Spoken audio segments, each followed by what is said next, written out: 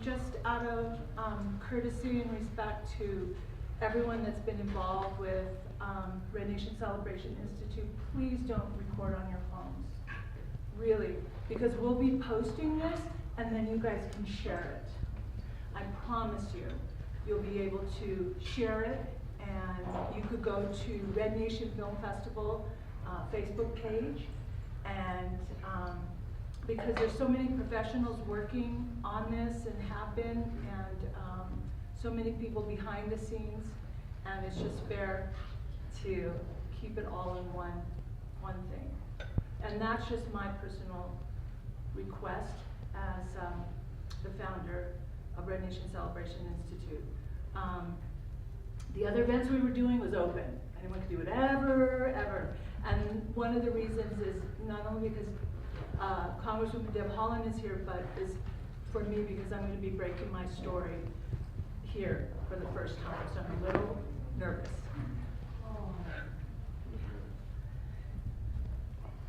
Okay. I think, does anyone have Kleenexes? Oh, I got one. Hey, I'm the council, and I'm also the mayor pro tem. Boy, to stand here with these three gals, isn't that something? I'm really living a dream to be able to do this, and it is my pleasure today to read to you an official proclamation of the city of Santa Fe.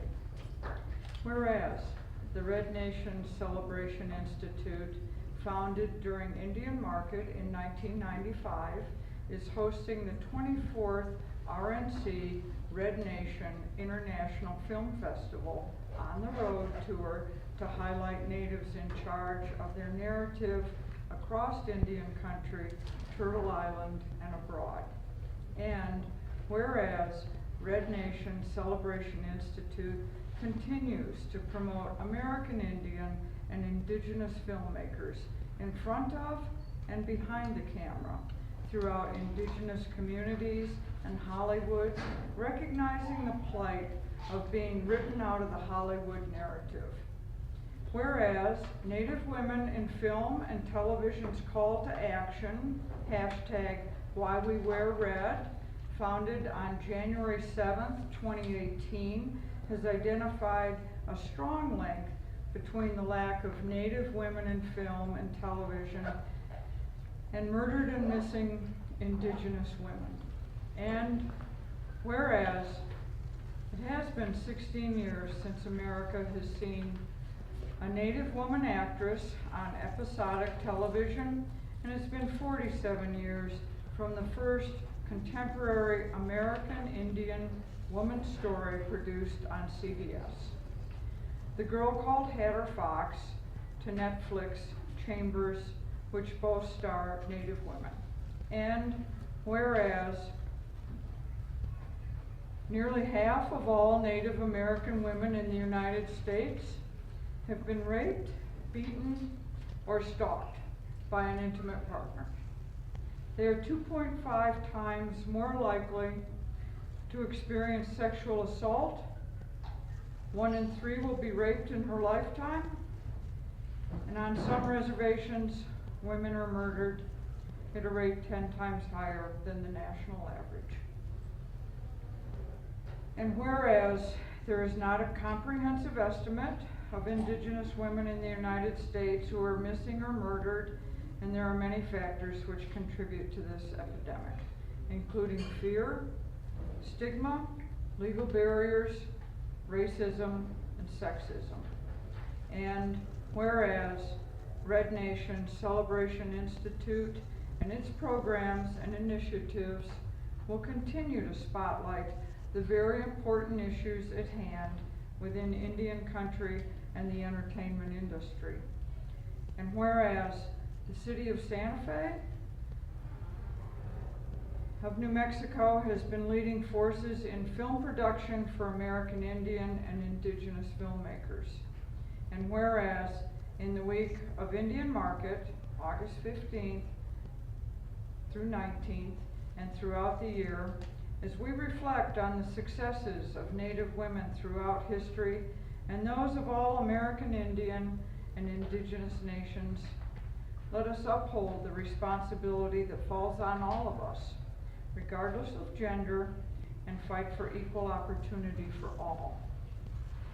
Now, therefore, I, Signe Lindell, for Alan Weber, Mayor of the City of Santa Fe, New Mexico, do hereby proclaim Wednesday, August 14th through Saturday, August 17th, 2019, as the 24th RNCI Nation International Film Festival Week.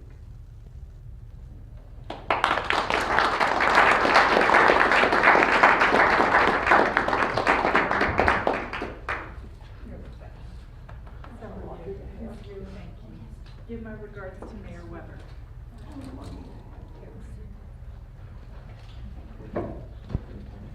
I will.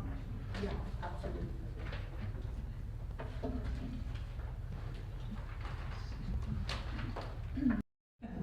It's there. Yate?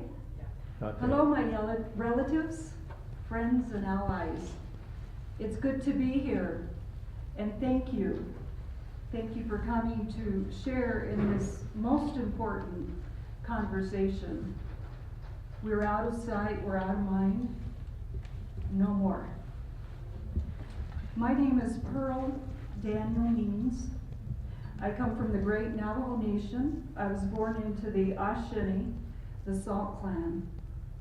I reside 40 miles east of Santa Fe, and I am a producer. My documentary, End of the Line, The Women of Standing Rock, is in post-production.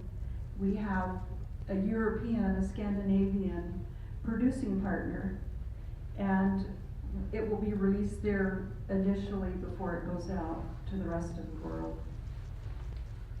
Again, as many of you may or may not know, we as Indigenous peoples come from matriarchal social systems. It's not the flip side to patriarchy. We come from societies that are based in balance. Balance, nurturing the compassion. We operate, we think, in a circular pattern where everything, everyone is interconnected, all of life. The two-leggeds, the four-leggeds, the water, the winged, and those that live within our grandmother, the earth. We're at a crucial time, and in a lot of our prophecies, it speaks to this time. It's a new energy. It's the fifth world. It's a female energy. So we do have a responsibility as women, as mothers and grandmothers, to step forward and to remind one another and the rest of the world that we do know of a way of life that is balanced, that is steeped in harmony. And my people's way, the Dene, we have a word, one word, hoso. That word means walking in balance. Wow, that's powerful. I'm really pleased to also be a board member of Red Nation, and I have been asked to moderate this panel of these two trailblazers, these two women I'm so honored to sit with and to speak with. We will begin with Congresswoman Deb Haaland, and I don't think she needs a great introduction, but if she would like to give us a little bit of personal background, I think that will set the tone for what follows. So I'm going to ask Deb just to give us a quick introduction. Thank you so much, Pearl, and thank you all so much for taking time to be here this afternoon. Joanelle and I met on Facebook, and we became friends on the internet, so to speak, and I was proud to be on her panel last year, and proud to help her with her Why We Wear Red campaign, and just feel honored that you invited me back. Thank you so much. I'm really happy to be here, and welcome for those of you who make the Santa Fe Indian Market part of your yearly life. It's so important to highlight these artists and support Indian art because there is so much, it's a way that we can express ourselves and to protect what is ours, right?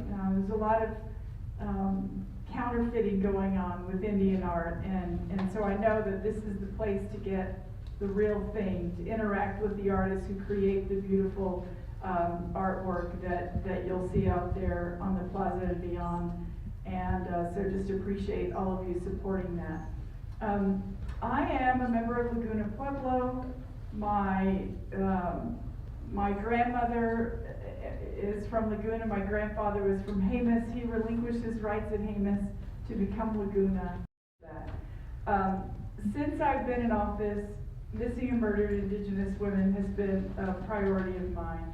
We've introduced 4 bills in the House, that plus 4 bills plus 2 amendments that pertain to Native women and the violence they face in the Violence Against Women Act, which, by the way, is sitting on the desk of Mitch McConnell and not going to the floor of the Senate. But we feel very strongly that this is something that we can do. Now, there's a bill called Savannah's Act that was introduced in the Senate by Heidi Heitkamp. It kind of failed, so it's brought up again.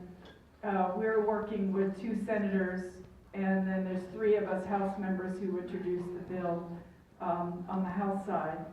And what we need to remember is, I get a lot of people asking about missing or murdered Indigenous women and thinking that this is something that's just been happening for a couple of generations. It's been happening since the Europeans came to this country in 1492. So once we start working on legislation to address this crisis, it is going to, I believe, uncover a lot of issues that none of us really thought about, and maybe a lot of Americans never realized existed. So I think it's part of the healing process that we all need to do. But of course, this is still ongoing. Women go missing every day. And so I want to ensure that we can do the work of the people and address this crisis and attack it head on. So I appreciate you, Joanelle, bringing such attention to the issue, and just know that myself and Sharice Davids, we're both first. We're both the first Native women in Congress. I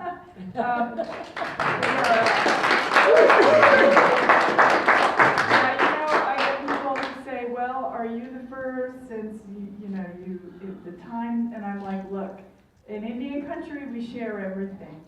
And so her and I are both the first. And I'm very proud to have a sister in Congress with me. So I'll stop there and look forward to the conversation.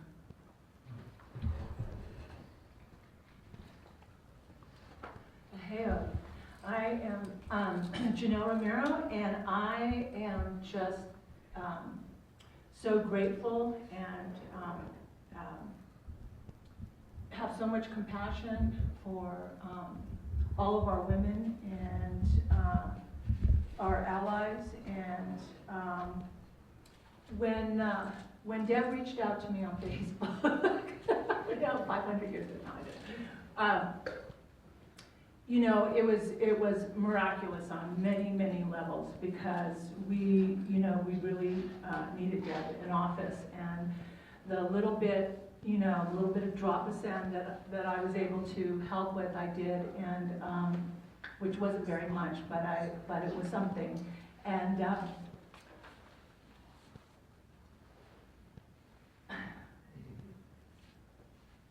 I'm just so proud that she's in.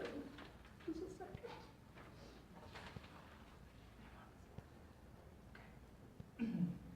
Let me compose myself. I'm very, very, very proud that Deb is in. And I don't know the other congresswoman, but I hope someday I'll meet her and welcome her as well. You know, I wasn't born on the res. My great-grandma was a Muscalero. She left when she was about 18. She moved to the city because of rapes and so forth. And I called her Grandma Pupa. And she lived till she was about 97. I remember her well. On my mom's side, I'm Apache, I'm Navajo, I'm Paiute, I'm Southern Ute, and by marriage, my uncle's marrying into Native nations, Pawaki and Pawnee, and by relation, I'm Iroquois. I have a nephew with the Shenandoahs from my brother. So we're all one big family. On my mother's side, just for the history of New Mexico, I'm from here, and if you go to the church up there in the plaza, my relative was the first ordained priest before this was the United States of America. And when you walk into the chapel, he's etched on the glass in there, and he's buried underneath that church. Our family land is in Pecos. We have 300 acres on the Pecos River, and my grandma used to take me up there to go fishing when I was really little. My cousin was Congressman Edward R. Roybal. His daughter is Lucille Roybal, and I hope that you guys are communicating with each other. And I'm very proud of my family, the legacy of my Roybal side of my family. My cousin Edward did tremendous work for our communities, and he was always very proud to say that he was Native. Latino is a made-up word, so so I'm Native. I am also Spanish Sephardic Jew, and that's what we really are. And if you go up to the cathedral, you'll see there's a little triangle that has Hebrew in God, and that's a Catholic church. So there you have it. It's pretty plain, pretty obvious. So that's my background. I'm very, very, very, very proud of who I am. I'm extremely proud of my children. I was a single mom. I raised them alone. My daughter graduated Yale. My son graduated Berkeley Music School in Boston. I'm a grandma of 2. I have a granddaughter who's 2 and a grandson who's 6 months. So this to me is a very, very big issue of Native women in film and why we wear red. I'd like to give you a couple of points here. Okay, so yes, this has been happening since they came over. Absolutely.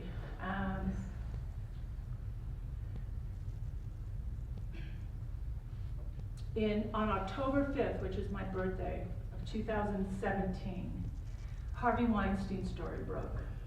In regards to why we wear red, there was the Golden Globes on January 7th of 2018, and all of our actresses launched Why We Wear Black. I immediately got the message to coin Why We Wear Red. And the bigger picture of why we wear red is because we all have red blood, even our animals, all of us. So on that bigger spiritual level, we are all connected. And so we put a coalition together, and we are addressing the issue until there's massive, huge changes, earth changes on this issue, but the lack of Native women in film and television is directly linked to the missing and murdered Indigenous women. It's a direct link, because if we're not seen and heard, then these predators can continue to do this to us and not be held accountable. So having Deb in office is so important to getting these bills and supporting all of her initiatives in this way, so that this will stop and we can somehow change this. In regards to, in 2016, the Academy of Motion Picture Arts and Sciences asked me to be a member. And I'm gonna backtrack a little. I've been in the film industry my whole life. I wasn't raised on the res. My mom got out of Albuquerque. This is my home territory here, and my parents wanted to be movie stars, and they moved to Hollywood at 19, pregnant with me, and my mom ended up being signed to Universal Studios, and she was in all the Elvis Presley movies. He had 6 girls dancing around him, so I was raised on all those sets. That's how I learned my craft, and I love being in the entertainment industry.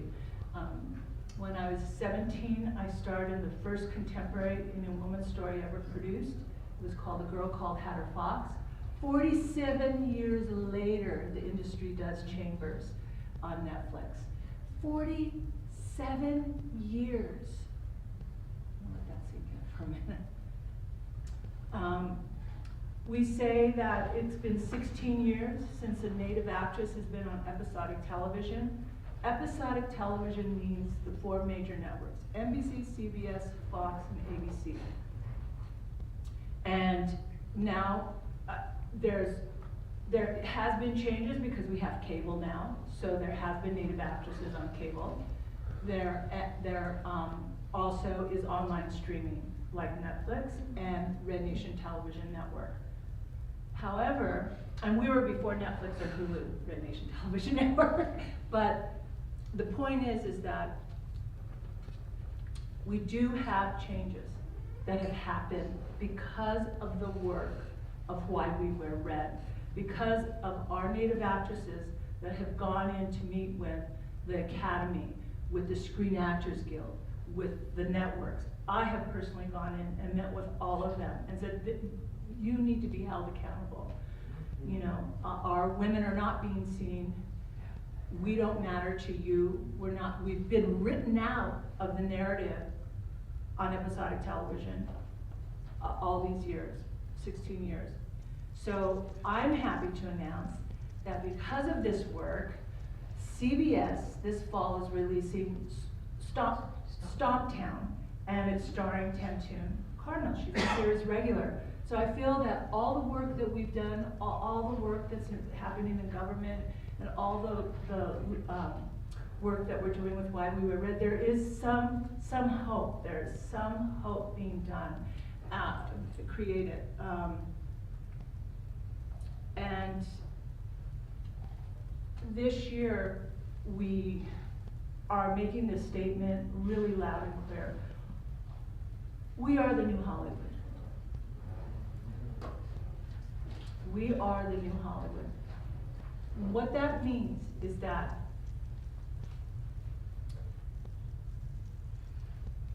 back in the day, there was John Wayne and Easy Rider. They were all up for Academy Award. And there was the old Hollywood, which is dying off in the respect of representation. And then there was a new Hollywood of Easy Rider.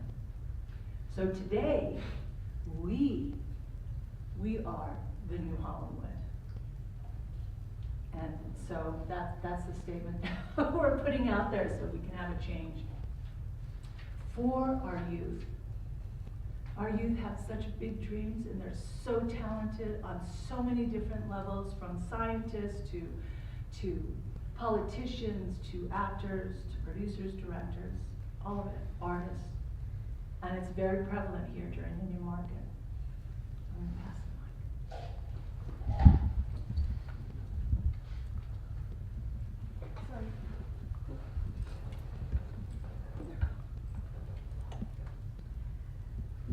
Thank you, Joanelle.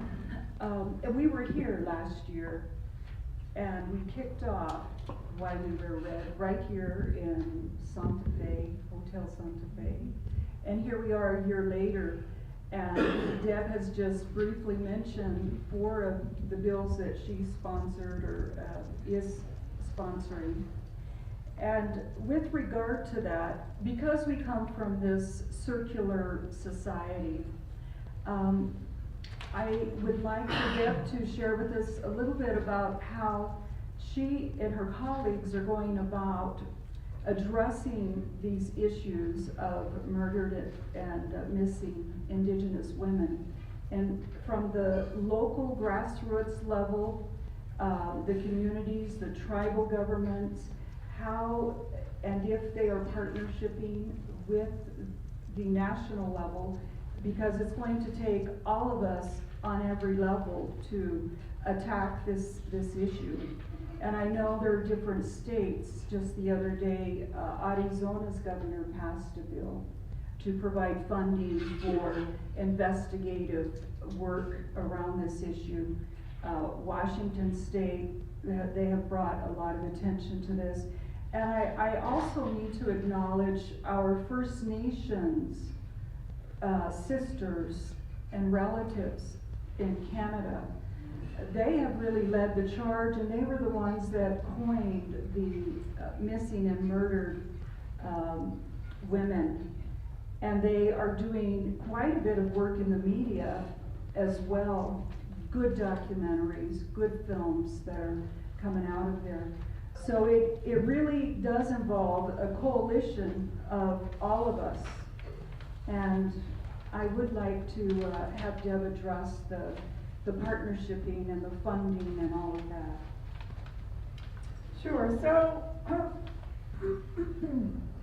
before I was actually sworn into Congress, I took a trip to Washington, D.C., and I was fortunate to be there during a time when the Senate House Indian Affairs Committee had a hearing on this issue. And so I sat through that and listened to the testimony. There were, the first panel were from law enforcement, FBI, a couple other folks. I can't recall exactly who they were, but they were the folks who investigate, these types of things. And you probably know that if crimes happen on Indian land, that's federal land, that would trigger an FBI investigation if they decide to investigate, right? If you all saw the movie Wind River, it was a little fantastical in the way that, the woman dies and then immediately the next day the FBI agent is there ready to investigate, and that's not really how it happens at all. They might have to beg and plead for the FBI to come out, and sometimes they may not even respond. During this hearing that I went to, one of the testimony of one of the women, it was a sister of someone who had gone missing, and they found her sweater on the side of the road. You may have read about this. They found her sweater on the side of the road, and they alerted the tribal police about this piece of evidence. So they left it there because they didn't want to bother it, but they called the police. 3 days later, the sweater was still there. Wow. 5 days later, the sweater was still there. In the meantime, they decided on their own to look for their sister, just to do it themselves. And so that's really what happens, right? It's not, the FBI doesn't get a call and they fly someone out there right away. It'd be nice if that's what happened, but the reality of this is that there's broadband internet service that does not reach so many rural communities, and many of those are Native American communities. If you were a woman in the middle of the Navajo Nation getting attacked by someone and you tried to use your cell phone to call the police, chances are you would have no bars on your phone and you wouldn't be able to call anybody. That's the reality of what we face. Tribal police aren't trained to do investigations a lot of times, not like the FBI is. So it made all of us think about we need more money for training. We need to make sure that everyone's connected by broadband and by cell phone towers so that if people are in trouble, they have an opportunity to actually call somebody for help.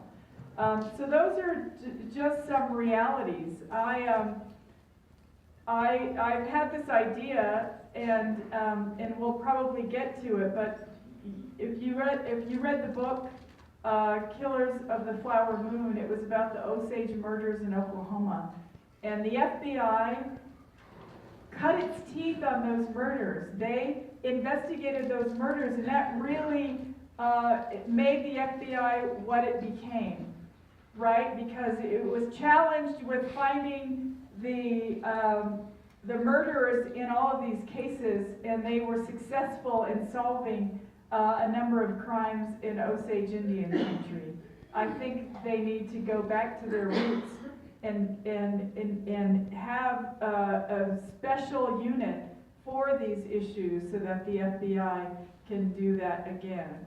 And they can't do it without funding, of course, and that's also, that's where Congress comes in. So one of the bills we have, before I say that, I'd like to also say that here in New Mexico, our state legislature, it was a Senate-sponsored bill. They also passed legislation to help this issue. They formed a committee to study the issue so that they could have some findings and put them out there. And so I appreciate that about state legislatures across the country digging in and saying, yes, we want to do something about this crisis. New Mexico happens to be one of the highest numbers of missing women. I'd also like to add that I was speaking to a reporter not long ago who has reported on a lot of these. She's Native American from my Pueblo of Laguna. And she says that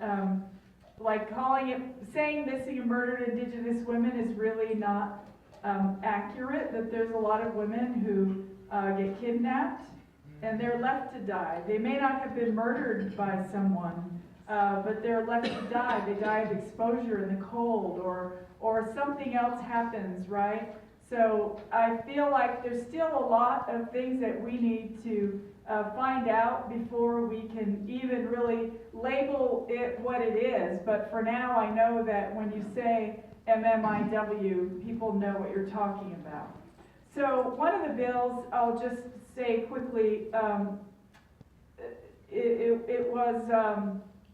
it's called and now I can't think of it, but what it does, Not Invisible Act of 2019.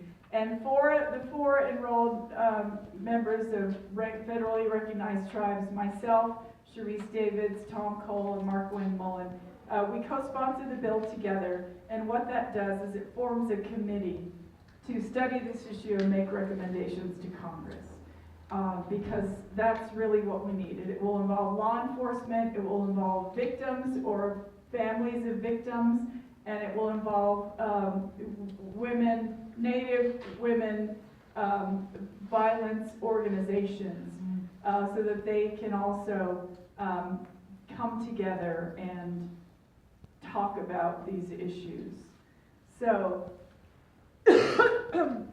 one of the things we did almost immediately, I'm a member of the Subcommittee on Indigenous Peoples in the House Natural Resources Committee. And early on, I think this happened back in February, we had a hearing on missing and murdered Indigenous women, and we brought all Native women to the table as witnesses to testify about this issue. And so, when we get testimony like that, it's on the record. That's how we're able to, think about what does the legislation look like that we need to pass, right?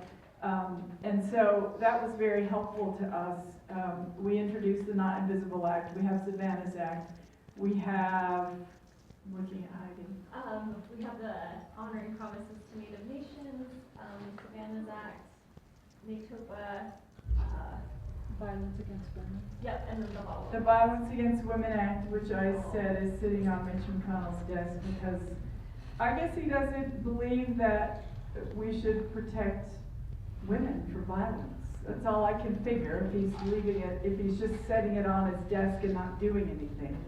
So, he's not doing a lot, by the way, because there's also some, and this probably has something to do with the topic at hand. There are two background check bills for gun violence on his desk as well that he's not moving on. But that's pretty much it in a nutshell. If you go to my website, you can see the bills that we have introduced dealing with this issue. If you go to house.gov and you type in my name in the search, all the bills that I've sponsored or co-sponsored will come up. And I've done an awful lot of them, which is why I can't remember every single one. But there's still a lot of work to do. When we do roll something out, if you're watching my Facebook page or any of my social media, I'd love to have your support on those things. And yes, we'll just keep moving forward. Deb, we can't thank you enough for your work. You truly are putting truth to power. When the U.S. Department of Justice reports that in the United States, the rate of indigenous women murdered is 10 times the national average. If that's what they're reporting, we know it's at least double that. So this is an epidemic. And, you know, when I look back over our history, first the invader targeted our men, not knowing we're matriarchal. Well, we're still here. We're 1% of the population in America today. And it's the women that are being targeted now. We haven't even gone into the trafficking, the human trafficking issues. So this is of epidemic proportions, and we all have to work together to bring greater awareness and to support our lawmakers that are speaking up because they recognize the writings on the wall. We are near extinction as indigenous peoples. I know the Congresswoman needs to leave, but we, What time is it? It's 3:45. let's open it up for any questions for the Congresswoman. We have a second part of the program, which will be with Joanelle and, okay.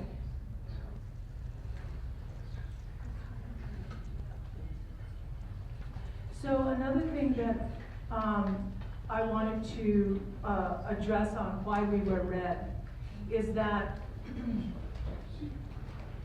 one of the connections that one of the main reasons of why we address this, my personal connection to why we wear red is this. Excuse me. I'm distracted.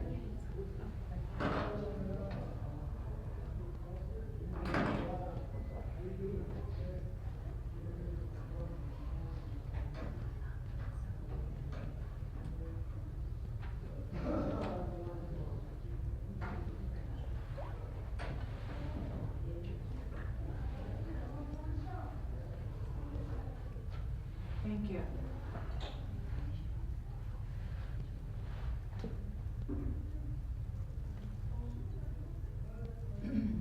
Because it was brought up about the kidnapping and the human trafficking,